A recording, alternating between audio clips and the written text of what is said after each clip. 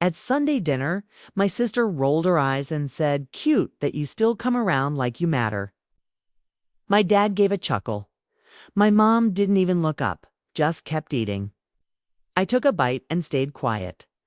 3 days later, I sold the vacation house and shut down every single streaming account they used. That night, my brother texted me, "Why is everything disconnected?" The family group chat blew up. Then my dad's lawyer called. That Sunday brunch had been awful, the kind of thing I wished I'd skipped the moment I stepped through the door. No greeting, no smile. The table was set with eggs, sausage, and toasted bagels, but everyone sat locked inside their own little worlds. My mom stood at the sink, rinsing dishes that hadn't even been used yet. Dad was in his usual chair by the TV, volume low. Jake gave me a small nod from the far end of the table, and Lindsay already sipping a mimosa like she was at a rooftop brunch in Manhattan, instead of our parents' tacky beige dining room in Ohio. I didn't expect a red carpet welcome, but the silence was strange. I slid into a chair feeling like an uninvited neighbor who'd wandered in by mistake. A few minutes passed, just the sound of cutlery and Lindsay's phone tapping. Then, as I buttered my bagel, she looked up and said it. "It's cute you still show up like you matter." No one gasped. No one told her to stop. My dad chuckled again. My mom kept chewing. I didn't flinch, didn't speak. Just sat there, chewing that dry bagel like it was the only thing holding me in place. Even Jake kept his eyes down. But inside, something cracked. Not loudly, just a quiet, clean break. I finished eating, said I had errands, and left. The next day, I sat at my laptop and logged into every streaming account they used accounts, all set up under my name back when they couldn't figure out subscriptions. I'd been paying for them out of habit for years. I canceled everything. Hulu, Netflix, HBO, Spotify. Even my mom's Hallmark subscription she'd begged me for last December. 3 days later, at 10 p.m., Jake messaged me. "Why is everything disconnected?" The group chat went wild. Lindsay complained about the Wi-Fi. Mom asked if the TV was broken. Dad sent a random thumbs up emoji. Nobody asked me directly. Nobody thought to. I just watched it unravel like I was in the rafters of a burning building. That night, I did the other thing. Opened the folder labeled TC Property, Traverse City, the so-called family getaway. Dad had transferred it to my name 4 years ago to keep it safe from a potential lien, saying it was temporary. But things never calmed down, and he never mentioned it again. So I listed it for sale. Didn't even visit.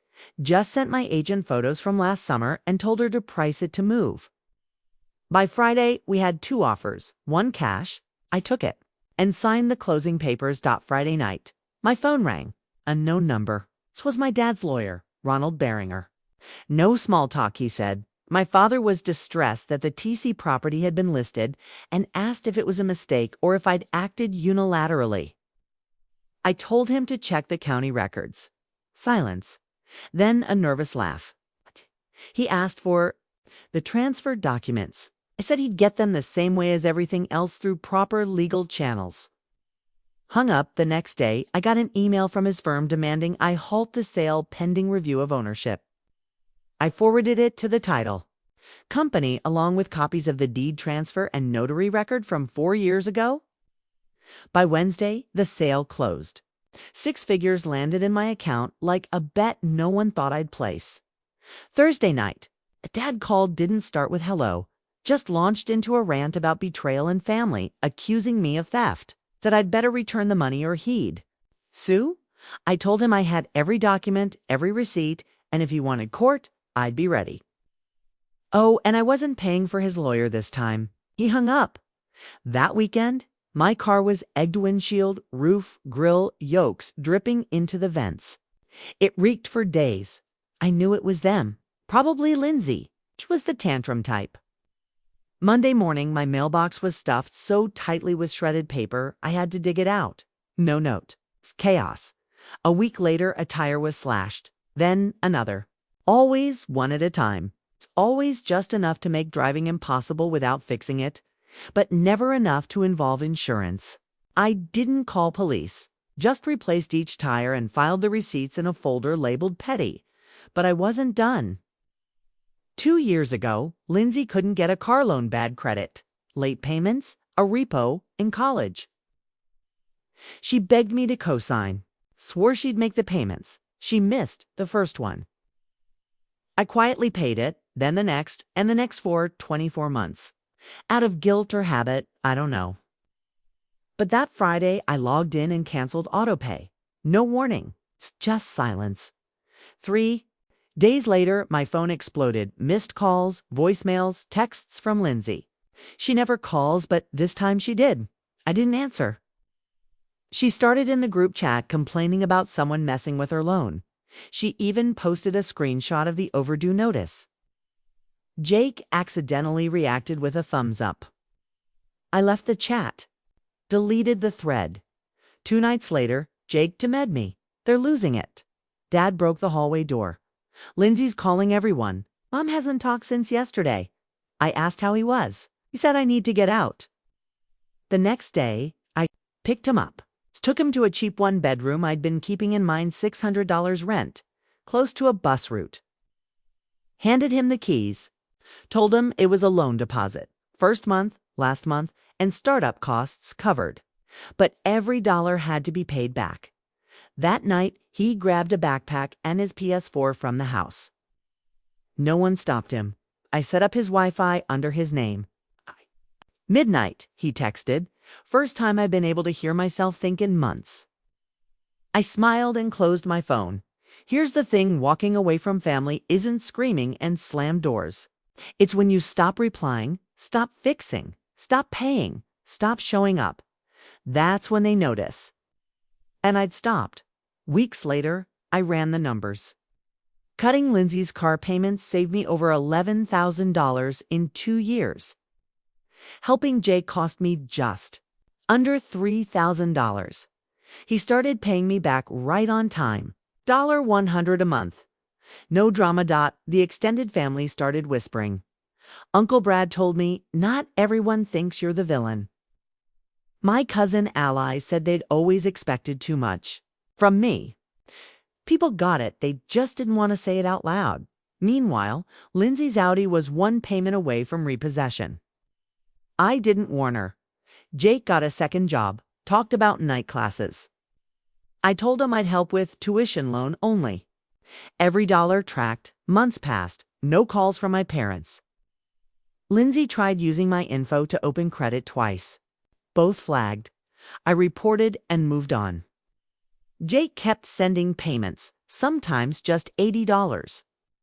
Always with still trying in the note. The house was crumbling Lindsay back full time. Dad hiding in the basement, Mom rearranging furniture like it. Could fix anything. No one reached out. Not once. Jake was doing better. I was free. No bills that weren't mine, no guilt. No pretending my life was mine again. I didn't need their apology or understanding. Distance was enough. And we're still stuck with each other. 3 months had passed since I'd cut the last tie. Not a single call from Mom. Not even a voicemail from Dad. Lindsay hadn't reached out either, though. Jake told me she'd tried again to use my info for a store credit card. That one got shut down before it even hit review. I reported it like before and moved on. At that point, it wasn't even surprising. Jake was still in that little apartment, juggling 2 jobs. Sending payments every month, sometimes as low as $80, but always on time.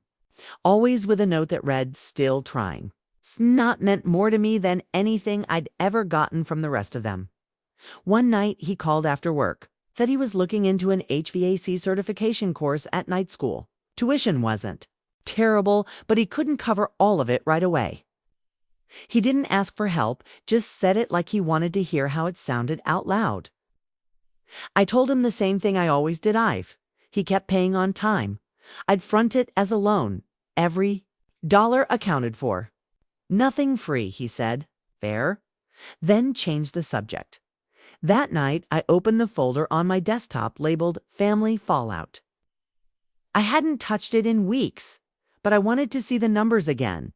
Every payment I'd stopped, every subscription I'd canceled, every loan I'd killed, I tallied it all. I'd saved $11,052.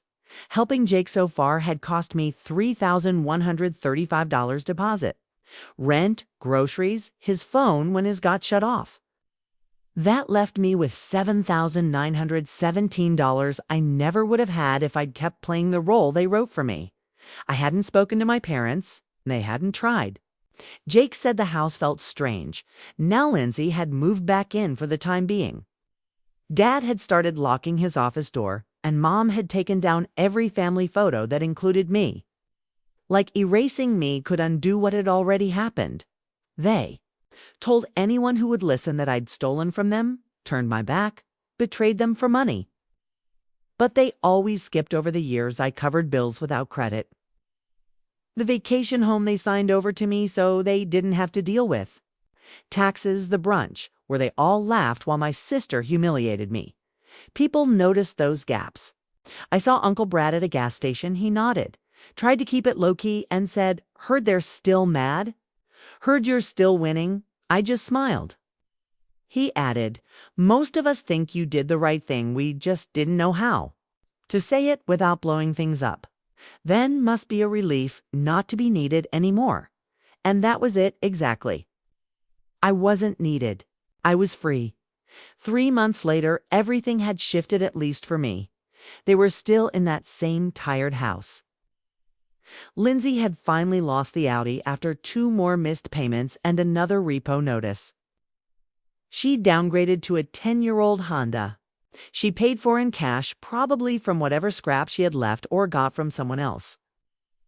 Jake said she still strutted around like she ran the place, barking orders, blaming everyone else for how unfair life was. Dad barely came upstairs any more spent. His days sunk in the basement recliner, TV remote in one hand, beer in the other.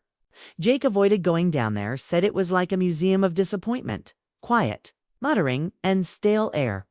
Mom started moving furniture around, reorganizing drawers. No one used her usual routine when the big things fell apart, and she wanted to feel in control of the small ones.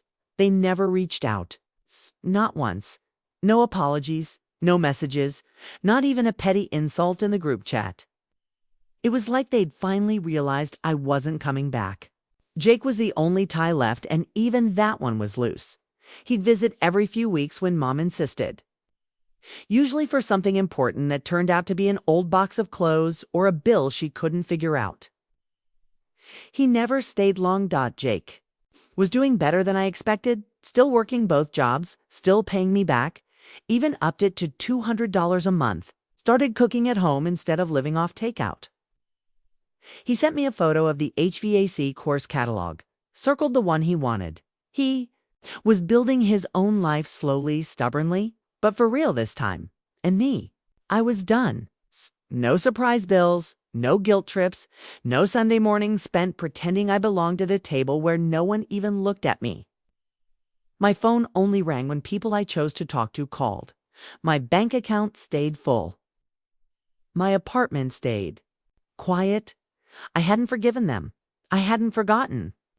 But I didn't need them to understand. I didn't need closure. I had distance. I had proof. I had peace.